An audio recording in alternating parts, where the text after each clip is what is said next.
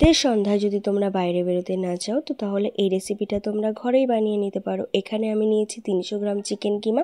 তারপর এর মধ্যে সবার প্রথমে দিয়ে দিলাম একটু নুন, দিয়ে দিলাম পেঁয়াজ রসুনের মিক্সিং, তারপর দিয়ে দিলাম গোলমরিচ গুঁড়ো, কারণ গোলমরিচ গুঁড়োটা শীতের জন্য ভীষণ ভালো।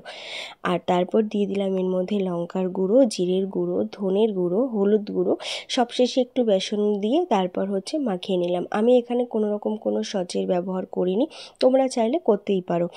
তারপর এগুলোকে ভালো করে মিশিয়ে নিয়ে আমি একটু বলের আকার করে নিয়েছি। যেহেতু আমি এটার নাম চিকেন বল দেবো, সে কারণে আমি এখানে বলের আকার করেছি। তোমরা চাইলে যে কোনো শেপে করতে পারো। আমার মেয়ে যেহেতু বলছিল একটু চিকেন বল খাবে, সে কারণে আমি এখানে বলের শেপটাই দিয়েছি। আমার কাছে যেহেতু ব্রেড চুর নেই, সেই কারণে এখানে আমি সুজির ব্যবহারটা করেছি। আর সুজি আমাদের জন্য ভীষণ হেলদি, তাই ভাবলাম সুজি দিয়েই করে দেওয়া যাক। আমি কিন্তু এটাকে যথেষ্টভাবে ঘরোয়া পদ্ধতিতেই রাখতে চেয়েছি। এখানে সুজিটা ভালো করে এগুলোর গায়ে মাখিয়ে নিয়ে কিছুক্ষণ একটু ফ্রিজে রেখে এবার দিয়ে দিলাম ডুবো তেলে।